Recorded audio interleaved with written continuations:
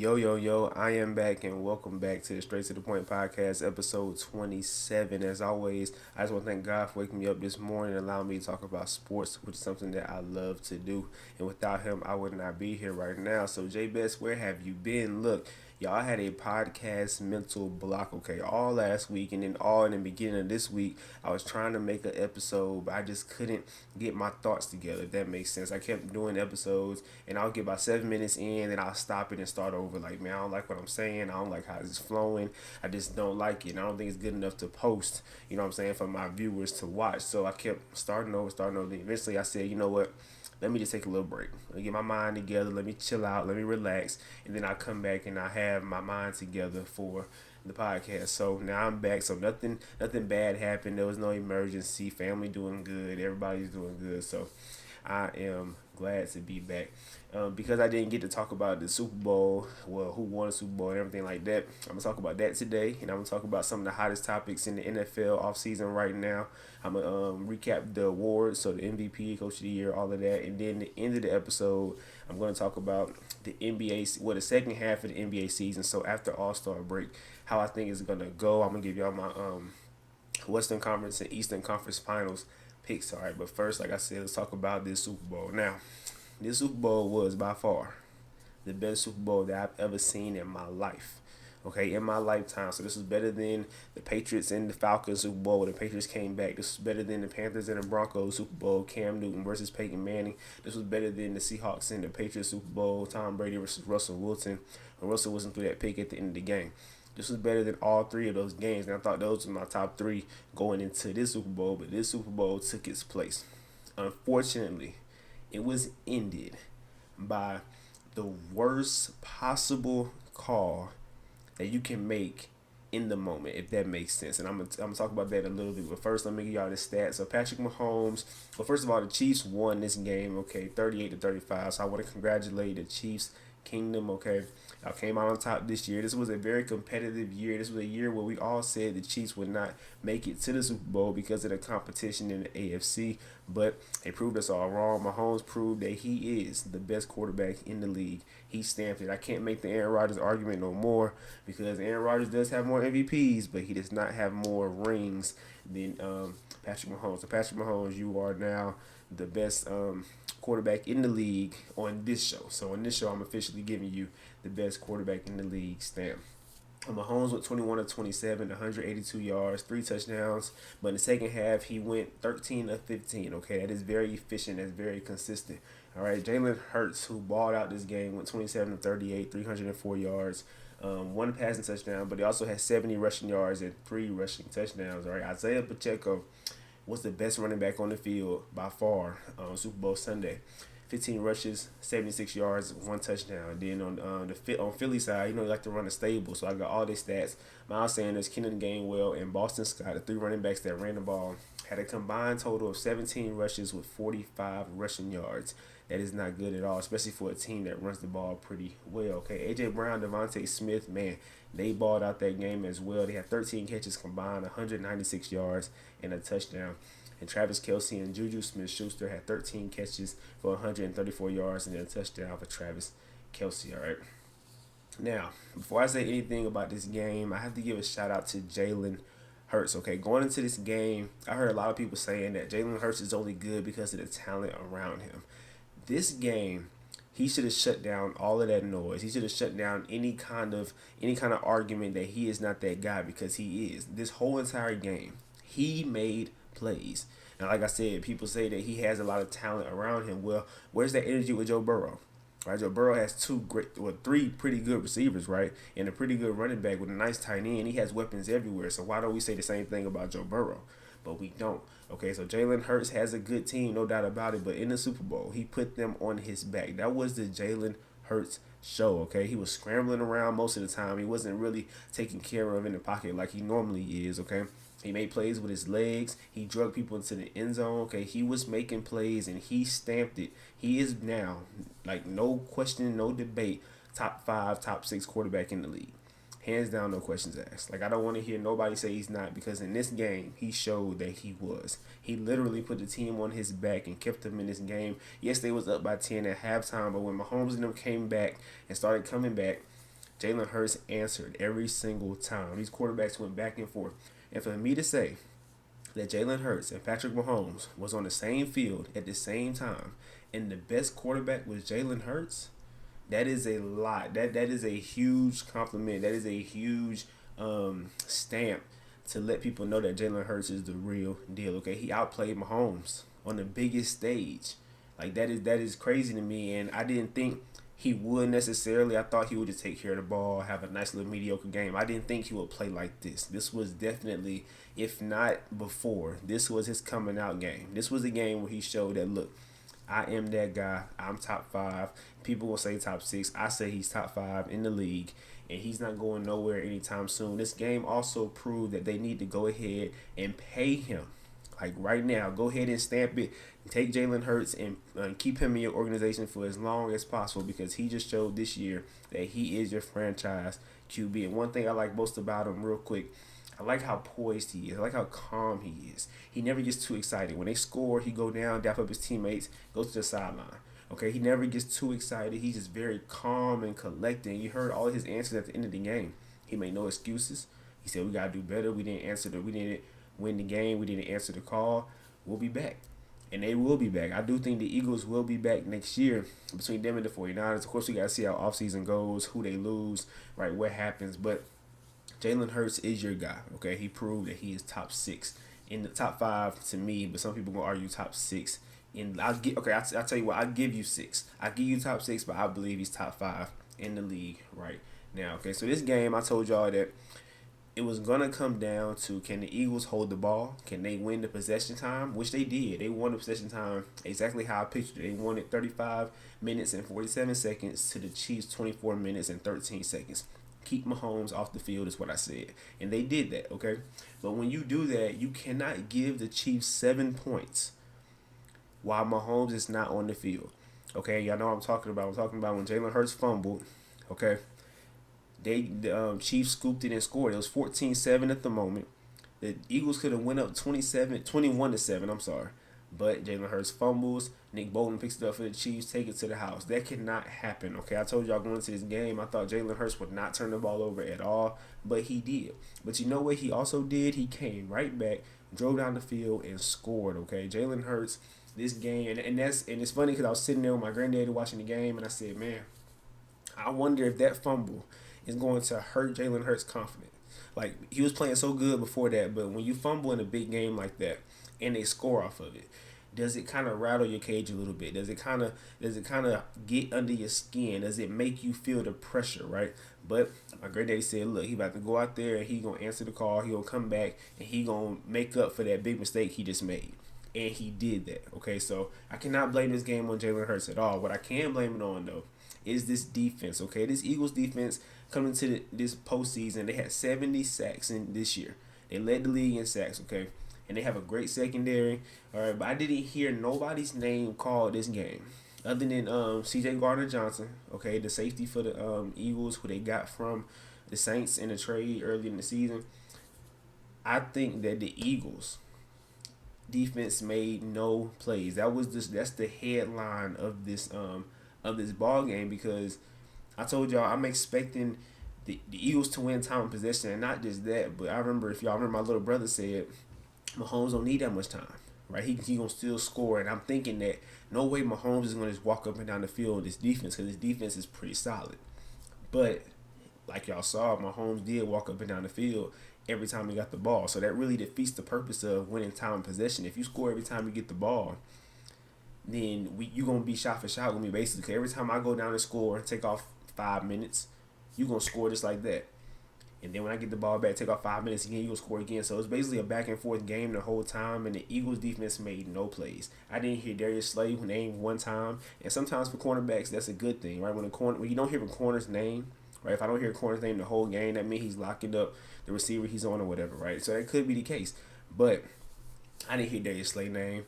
I didn't hear James Bradbury's name until the last flag. I didn't hear Fletcher Cox's name. I didn't hear Jordan Davis. I didn't hear nobody's name. Hassan Reddick. I didn't hear who was Brandon Graham. I didn't hear nobody on this defense making plays out there. But like I said, C.J. Gardner-Johnson, who is just all over the field making tackles. All right. Another thing that killed this game was the coaching, right? I think Andy Reid clearly outcoached the DC for the Eagles. I can't think his name right now, but he's now the head coach in Arizona. If y'all don't know, but Andy Reid clearly outcoached the whole Eagles coaching staff. All right, they ran these plays, and in the second half, Mahomes had the easiest. Let's just talk about the first touchdown. The first touchdown to Travis Kelsey when they ran them. So obviously they was in man, okay. And Darius Slay was on Travis Kelsey. That's what you want to do. Put your best corner on their best weapon. When they brought Travis Kelsey in motion, for some reason the defense switched. They said, okay, never mind. The safety gonna grab Travis Kelsey, and Darius Slay gonna grab the closest receiver. For some reason, I don't understand. Why would you do that? That's like in basketball when people come and they set screens just to switch the matchup. Eventually, you got to realize that that's what they're doing. They just want to switch the matchup. It's not necessarily a come set a pick. I'm gonna blow past you. No, it's they gonna set the pick. They gonna switch, and then guess what? Now Luka Doncic, Steph Curry, whoever it is now on a big man. You know what I'm saying? Same thing happened here when Travis Kelsey came in motion. Darius Slay just said, okay, I'm gonna pick up this next receiver, and then the safety gonna grab the tight end. No, I think in this situation, in the red zone, just stay with Travis Kelsey. But they didn't. Travis Kelsey got a mismatch on the safety and went and scored an easy touchdown. The next two touchdowns I'm about to talk about was strictly just scheme. All right, you saw the first one, Kadarius Toney felt like he was coming in motion, and every time they ran a motion with the receiver, you saw the DBs on the Eagles was sprinting to the other side of the field. That's because the Chiefs are known for running a nice little jet toss pass to their receiver, and the receiver like a jet sweep, right? So they're trying to beat them to the other side to be ready for it. Well, when you're sprinting to the other side, Andy Reid said, you know what, just fake them, come in motion, but then just go back to that side because there's nobody over there. And you saw it happen twice. It happened with Kadarius Toney. He came in motion and just popped back out wide open. Then it happened with Scott Moore. So Patrick Mahomes threw 3 of the easiest touchdowns I've ever seen a quarterback throw in Super Bowl history. And that's because of the mismatch that Andy Reid created and then the confusion that Andy Reid created. And if I'm the Eagles, I'm sitting there saying, you know what? All week in practice we said we're gonna sprint to the other side when they bring a motion. But you know what? Because we seen that they gonna try and trick us a couple times, let's try and let's stay on our base defense, right? When they come in motion, don't worry about it so much. But they did it. They kept sprinting to the other side of the field. The DBs kept running to the other side of the field, and then Andy Reid just told the receivers, guess what? Just cut back the other way, and you'll be wide open for a touchdown. So the Eagles defense not making plays killed them, and then the Eagles coaching staff being outcoached by Andy Reid killed them as well. But this last thing I'm talking about for this game is the flag. Okay, I said a great game was ruined by a flag. Here's my argument for this call. You can argue that there wasn't enough contact, and you can argue that there was. Okay, I didn't really see him pull Juju Smith. I didn't see enough to say, you know what, that's just clearly, that without a doubt, that's a flag. I didn't see it, okay? So you can make the argument that it was a flag. You can make the argument that it wasn't a flag. But what you can't do in this situation, in this moment, the Eagles burnt their timeouts. They say, you know, we got one timeout left. It's third down. Let's get a stop. We'll have a timeout. Jay Hurts had the ball like a minute and 16 seconds left. Minute and 36, something like that. When you call this flag, you ended the game because now the Chiefs, all they got to do is run the clock out, kick a field goal, and like they did, they left the Eagles with 5 seconds left. This penalty ended the game. Like when they threw that flag, I knew the game was over. I got up and I left the room because I just knew that the game was over with. That's why I think in this situation, a referee cannot throw the flag, especially when it's an argument for whether or not it is a flag. Now, people want to go back to a couple years ago when the Patriots played the Chiefs and D4 was lined up offsides in overtime.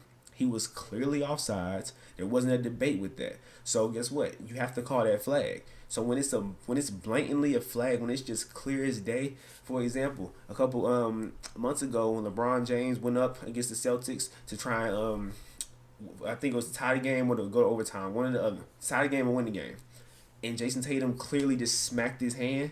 Guess what? That's a foul, right? There is no in this moment. Do I call this? No. If it's clearly a foul, you call it. If it's clearly a flag, you call it. In this situation, I can make an argument that guess what?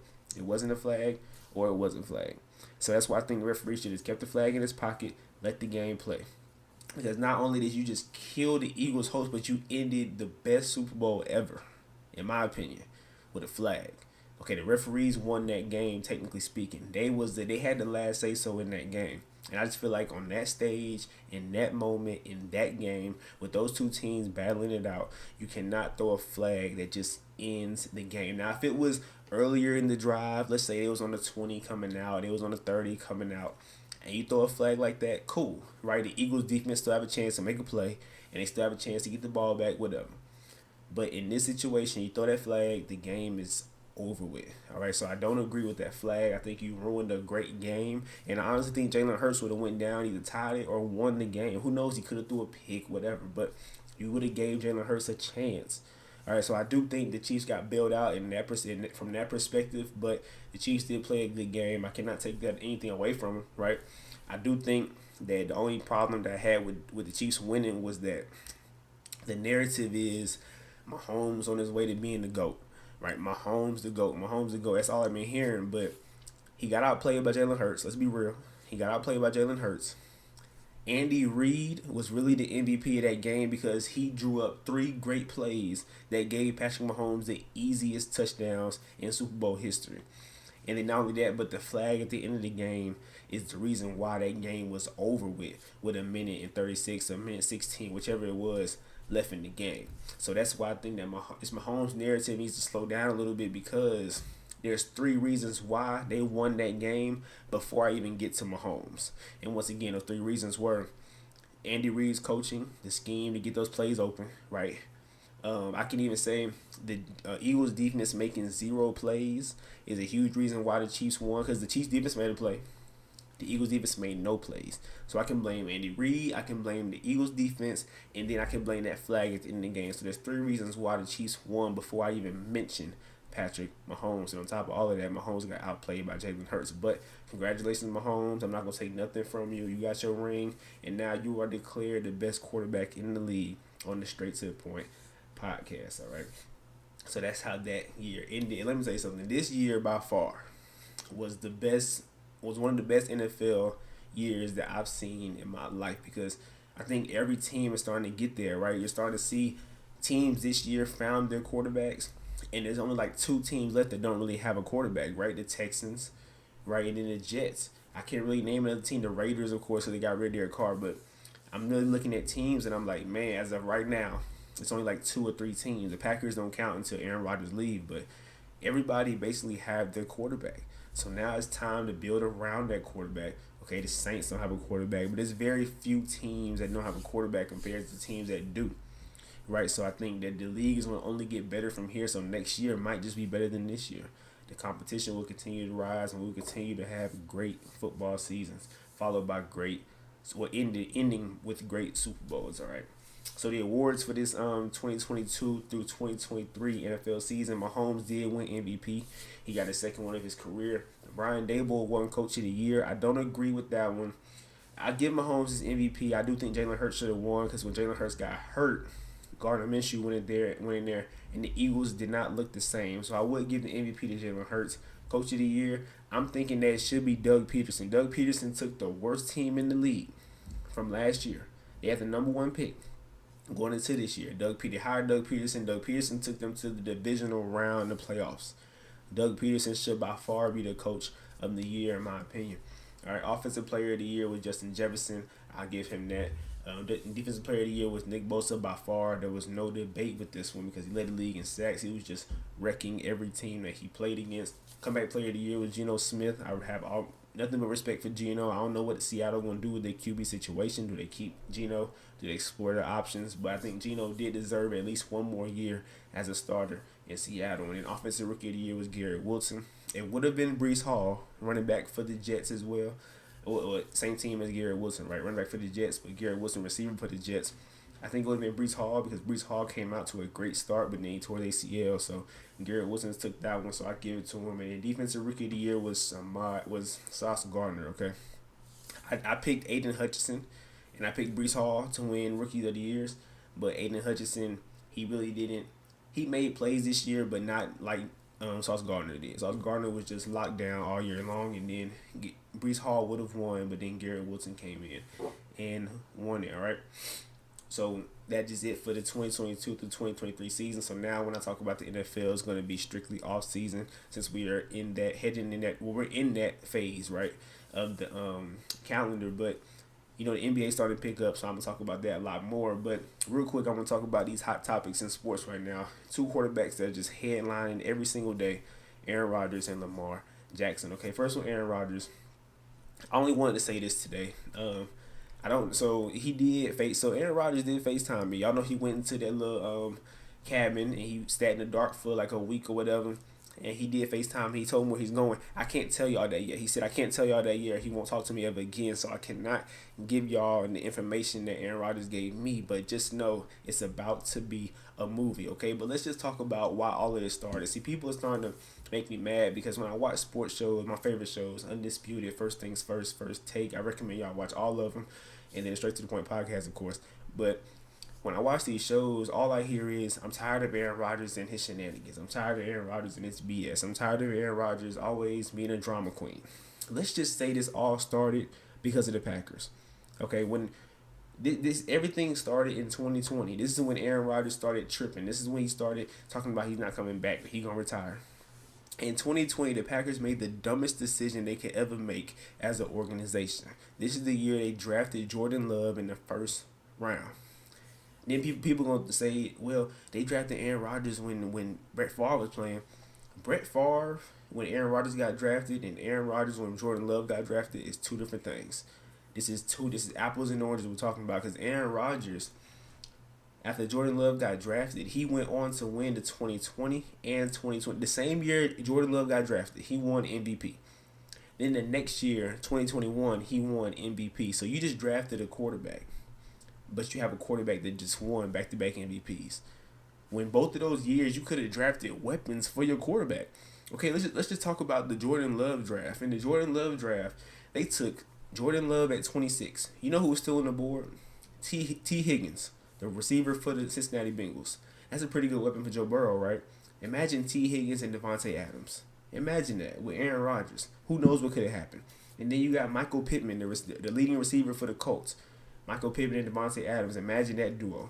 And then you could have even took Chase Claypool over Jordan Love, in my opinion. Yes, Chase Claypool had one good year, kind of fell off.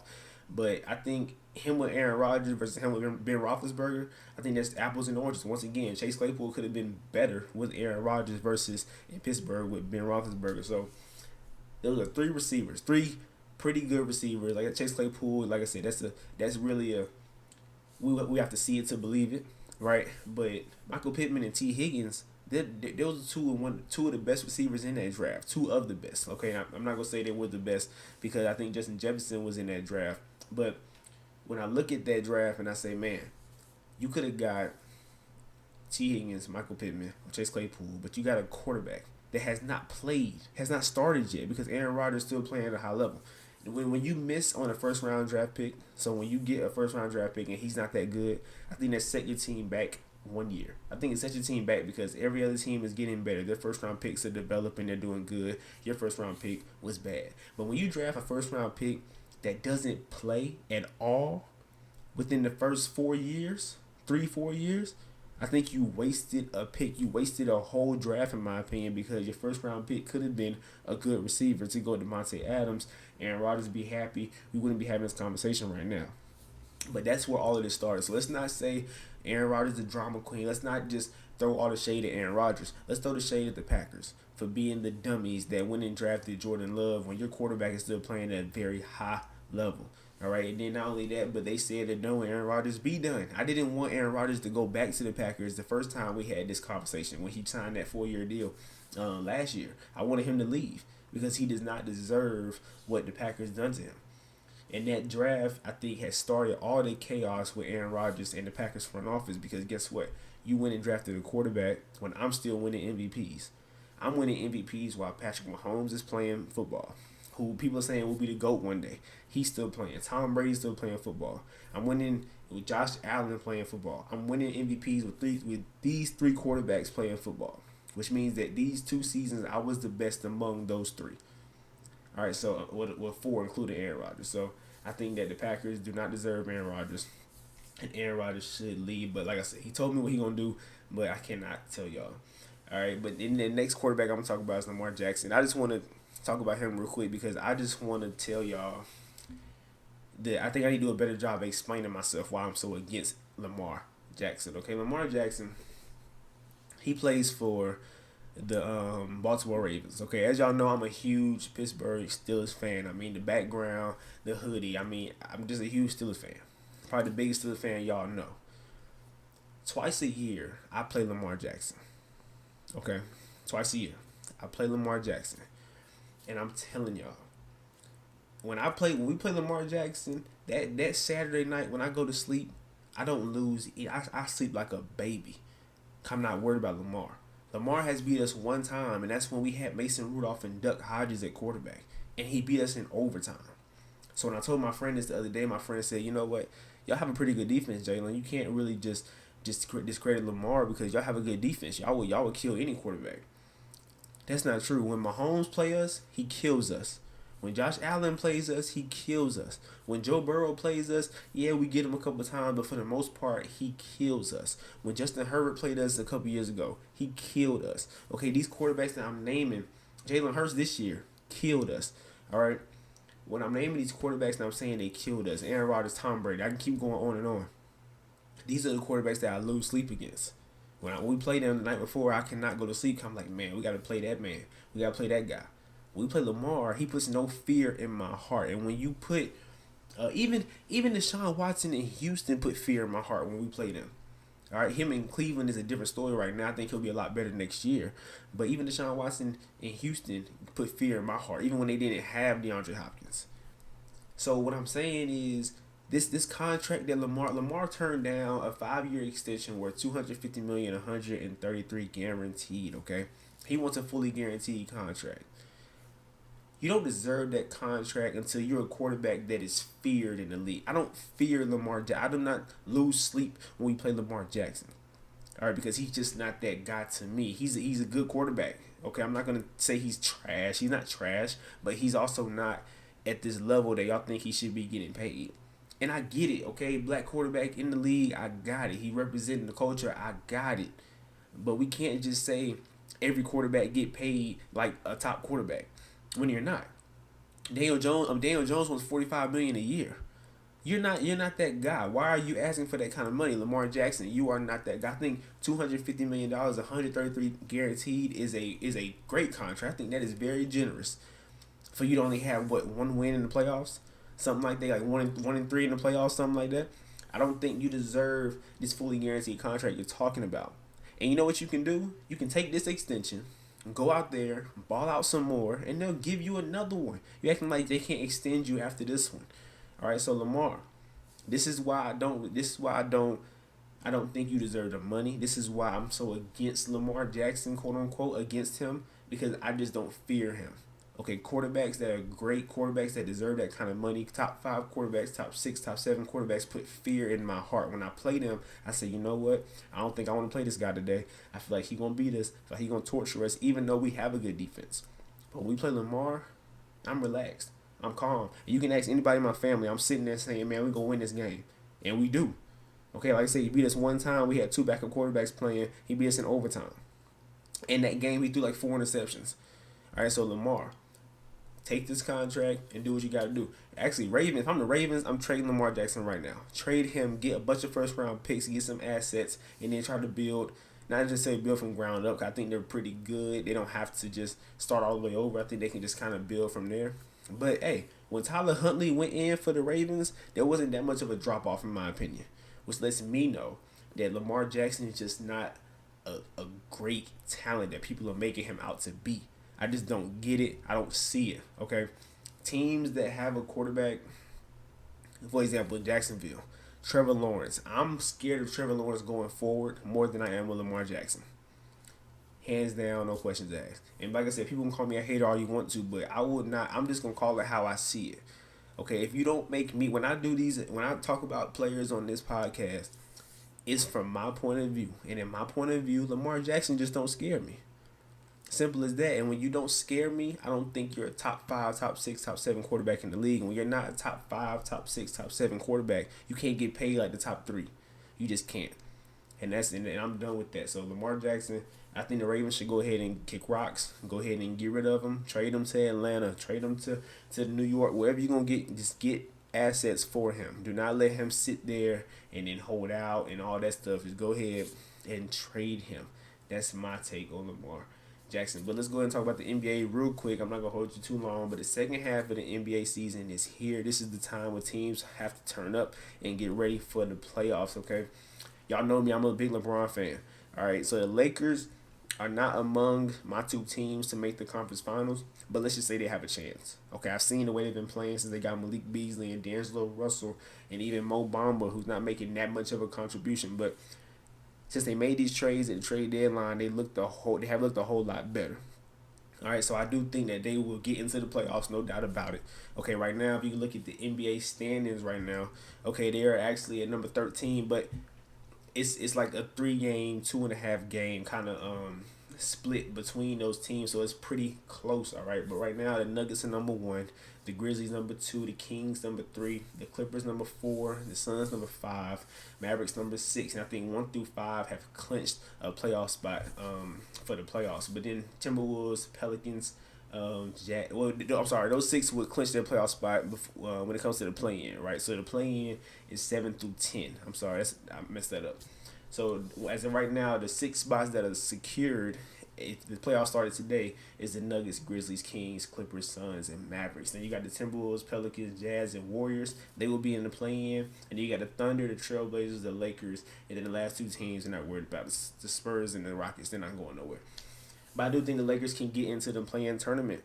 All right, I do think that these new moves that they made, LeBron James and Anthony Davis only had 25 combined points last night, and they still won by 20 or more points. So I do think that these new moves have allowed LeBron and AD not to have to play like a Hall of Famer every night, if that makes sense. I think before the trade deadline, LeBron James had to drop 30. Anthony Davis had to drop 30 for them to even have a chance to win the game. Now LeBron James and AD can take not necessarily take a night off, but they don't have to be perfect every night. And I think that helps a lot, especially with an aging LeBron and Anthony Davis, who is really hurt most of the time. I think they can kind of lighten the load a little bit. When you got Malik Beasley out there shooting the way he shot last night, and then D'Angelo Russell got hurt, but we'll see how that turns out. But I do think this team is a whole lot better than it was prior to the trade deadline, so I do think they will get into the playoffs. But I can't say the Western Conference Finals, because the 2 teams that I'm picking for the Western Conference Finals are the Suns, first and foremost, okay? Going into this year, I said the Warriors and the Mavericks. Okay, I thought it would be a rematch of last year. But when you add KD to the Suns with Devin Booker, CP3, and DeAndre Ayton, I just can't put the Mavericks over that. I can't do it. And I can't put the Lakers over that. I can't put any team over that team that they just created with the Suns. Now, of course, we got to see them play, but I'm assuming that when you add a great player like Kevin Durant to play with Devin Booker, who you can't stop either one of them. All right, you got DeAndre Ayton, who's starting to play better than he's ever played in his career, and then CP3, who's aging, but guess what? Now all CP3 got to do is pass the ball. All right, he doesn't have to go out there and score. When he used to be a second option. Right now, he's the 4th option because DeAndre Ayton got better than you added Kevin Durant. All right, so I think the Suns are destined for the finals. If they don't make the finals this year, the Suns failed. Okay, and if they don't make the finals this year, I'm gonna start looking at Kevin Durant a little different. Okay, you went to one of the greatest teams of all time, got your 2 rings, right? And after that, I haven't heard your name in the conference finals of either conference. All right, and then if you don't make the finals this year, after we put you on a team that had the best record in the West last year, that's not good at all. So what I'm saying is Kevin Durant's a lot on your shoulder. I'm not gonna compare this to the Warriors move because, like I said, the Warriors were just coming off a finals appearance. The Phoenix Suns are not. But if you don't go to the finals this year, that's an epic failure. And that'll be 2 epic failures in your life when you went to the Nets, failed. When you went to the Suns, failed. All right, so I think you can go ahead and get your chip this year, or even just get there. Just get there, and I'll respect the move a lot more. So I got the Suns. And then, guys, last year, I feel like we was having these same conversations, okay? We was talking about every team but the Warriors. Okay, I'm not finna sit here and bet against the Warriors ever again. I do think the Warriors will be just fine as soon as Steph Curry get back. They will be just they will be in the conference finals in my opinion. I think I'm looking at the Warriors and the Suns. Of course, it depends on how it lines up, right? How the seeding lines up. But if the Warriors and the Suns don't have to face each other before the finals, conference finals, that's my two that I'm going with. So I'm going with the Warriors and the Suns. And then in the East, as of right now, the Celtics are number one, the Bucks are number two, the 76ers are number three, Cavs number four, the Nets at five. They should drop out of there soon because they don't have Kevin Durant or Kyrie Irving. The Knicks at six, the Heat at seven, the Hawks at eight, the Raptors at nine, then the Wizards at 10, Bulls at 11, Pacers 12, Magic 13, Hornets 14, Pistons 15. In the Eastern Conference, all right, I have to go with the Celtics, okay, who is by far the deepest team in the league, in my opinion. They have two juggernauts with Jason Tatum and Jaylen Brown, who can get you 30 any night. All right, and then they're playing defense at a very high level now. Okay, remember defense kind of dropped off early in the season, but now they're playing defense at a very high level. So I'm expecting the Celtics to actually get to the final. I'm gonna go ahead and make the Celtics my finals pick for the Eastern Conference. The Western Conference is more in the air. But I'm gonna go ahead and put the Celtics as my finals pick for the East. But I do think they're gonna go against the 76ers in the conference finals. Now, like I said, it all depends on how the seeding lines up, right? So if the Sixers are number three, actually, yeah, it would be the Bucks and the Sixers will be on the we're going against each other before the Celtics. So I do think the Sixers and the Celtics will be the final two teams remaining. With the Sixers, I think James Harden is starting to find his role, find out how he needs to play with Joel Embiid. And Joel Embiid, guys, is playing dominant right now. Last night, he shot, 9 for 25, something like that, but he had 19 rebounds, like 7 blocks, something like that. So Joel Embiid is playing at a very high level, and I think that he's had so much bad luck in the playoffs. We're looking at the Kawhi Leonard, just one of the moments I can think about right now is the Kawhi Leonard shot when he shot it, it bounced around the rim and went in when he was with the Raptors.